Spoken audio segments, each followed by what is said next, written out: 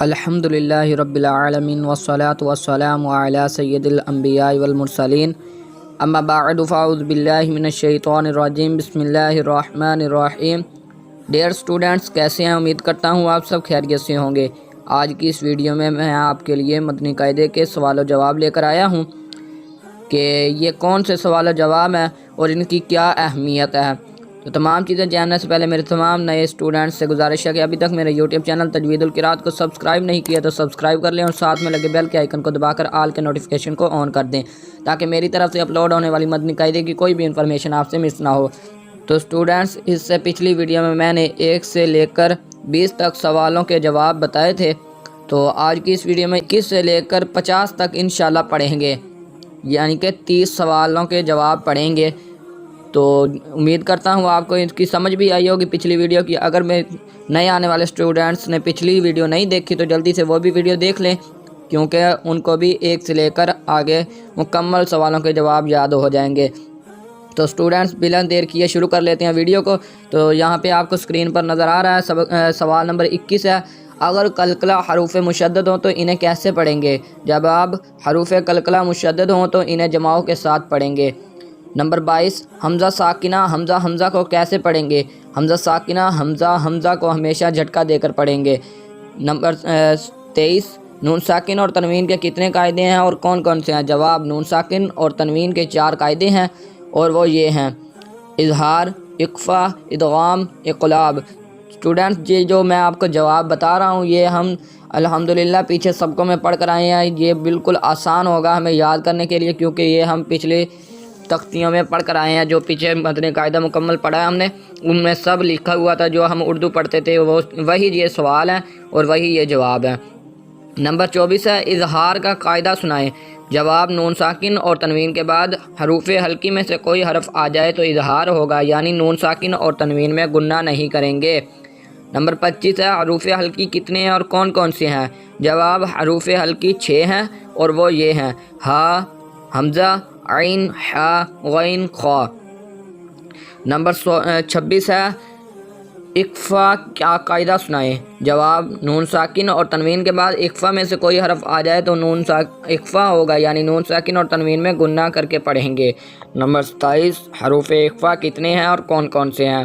جواب، حروف اخفا 15 ہیں اور وہ یہ ہیں: تا، سا، جیم، دال، ذال، زا، سین، شین، صاد، ضاد، طا، ظا، فا، قاف، کاف۔ نمبر 28 ہے، تشدید کسے کہتے ہیں اور تشدید والے حرف کو کیا کہتے ہیں؟ جواب، 3 دندان والی شکل کو تشدید کہتے ہیں، جس حرف پر تشدید ہو اسے مشدد کہتے ہیں۔ نمبر 29 ہے، نون مشدد اور میم مشدد میں کیا ہوگا؟ جواب، نون مشدد اور میم مشدد میں ہمیشہ گنہ ہوگا۔ آگے سوال نمبر 30 ہے، نون گنہ کسے کہتے ہیں اور اس کی مقدار کیا ہے؟ جواب، ناک میں آواز لے جا کر پڑھنے کو گنہ کہتے ہیں۔ گنہ کی مقدار 1 الف کے برابر ہے۔ آگے سوال نمبر 31، مشدد حرف کو کس طرح پڑھیں گے؟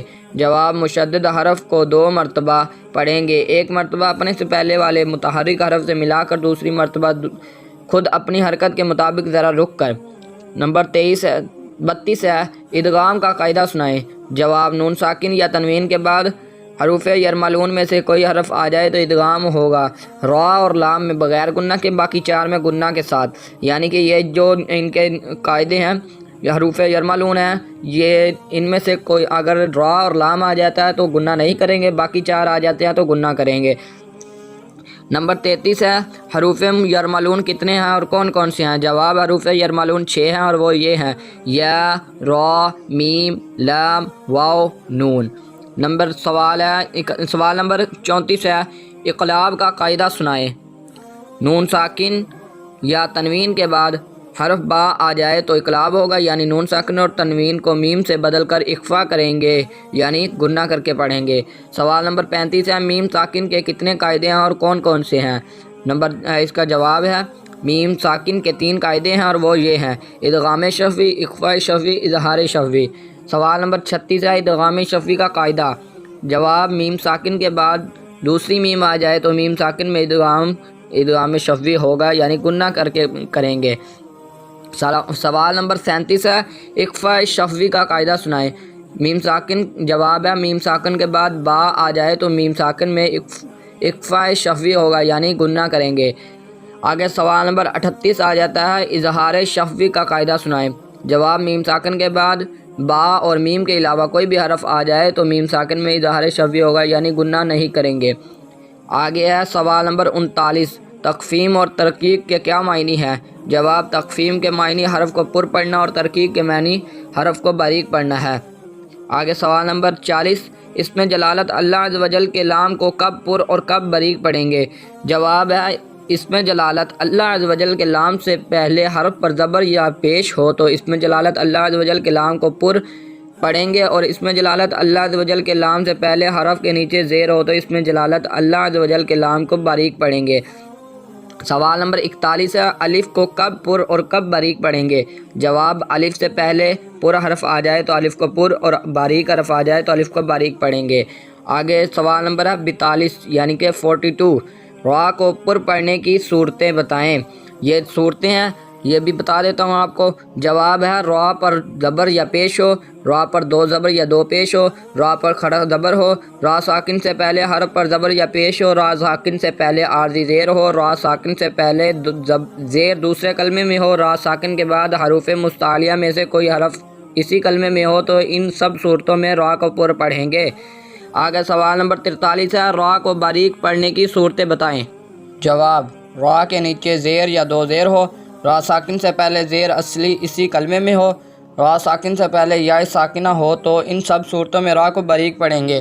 سوال نمبر 44 ہے 44 عارضی زیر کسے کہتے ہیں؟ جواب قرآن پاک میں بعض کلمات الف سے شروع ہوتے ہیں اور الف کے اوپر کوئی حرکت نہیں ہوتی، ان الف پر جو بھی حرکت لگا کر پڑھیں گے وہ عارضی حرکت ہوگی، جیسے ارجعی کے الف کے نیچے زیر عارضی ہے۔ آگے سوال نمبر 45 ہے مد کے کیا معنی ہیں اور اس کے کتنے سبب ہیں اور کون کون سے ہیں؟ مد کے معنی دراز کرنا اور کھینچنا ہے، مد کے دو سبب ہیں، حمزہ سکون۔ مد کی کتنی قسمیں ہیں اور کون کون سی ہیں؟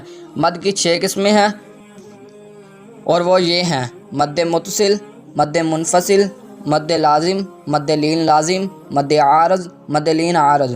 سوال نمبر 47 مد متصل کب ہوگا؟ جواب حروف مدہ کے بعد حمزہ اسی کلمے میں ہو تو مد متصل ہوگا۔ سوال نمبر 48 مد منفصل کب ہوگا؟ جواب ہے حروف مدہ کے بعد حمزہ دوسرے کلمے میں ہو تو مد متصل ہوگا یعنی کہ مد منفصل ہوگا بلکہ۔ آگے سوال نمبر 49 ہے 49 مد متصل اور مد منفصل کو کتنا کھینچ کر پڑھیں گے؟ جواب مد متصل اور مد منفصل کو 2 اڑائی الف یعنی 4-5 حرکات کے برابر کھینچ کر پڑھیں گے۔ جواب سوال نمبر ہے 50 یعنی کہ آخری سوال مد لازم کب ہوگا؟ حروف مدہ کے بعد سکون اصلی ہو یعنی یہ جو 2 حرکتیں نظر آ رہی ہیں یہ جزم اور تشدید، یہ 2 حروف مدہ کے بعد سکون اصلی ہو تو مد لازم ہوگا۔ ہمارے آج کے 50 تک سوال مکمل ہو چکے ہیں، اس سے اگلی ویڈیو میں انشاءاللہ ہم سوال و جواب مکمل کر دیں گے، یہ ختم ہو جائے گا۔ اس کے بعد انشاءاللہ ہم قرآن مجید تجوید کے ساتھ پڑھنا شروع کر دیں گے۔ انشاءاللہ روزانہ کی کلاس میں لگے گی اور پڑھایا جائے گا روزانہ کا۔ تو امید کرتا ہوں آپ کو یہ سوال یاد ہو گئے ہوں گے اور میرے پڑھانے کا انداز بھی پسند آتا ہوگا۔ پسند آتا ہو تو میری ویڈیو کو لائک اور شیئر کر دیں، اور ساتھ میں ایک اور نیوز میں نے پہلے بھی کئی ویڈیو میں آپ کو بتائی ہے کہ اگر کوئی اسلامی بھائی یا اسلامی بہن یا اپنے بچوں کو کوئی اسلامی بھائی پڑھوانا چاہتا ہے قرآن مجید آن لائن تجوید کے ساتھ تو اوپر اسکرین پر میرا نمبر آتا ہے، اس نمبر پر رابطہ کر کے مجھ سے آن لائن قرآن پڑھ سکتے ہیں۔ تو چلتے ہیں، آج کے لیے اتنا ہی۔ السلام علیکم ورحمۃ اللہ وبرکاتہ۔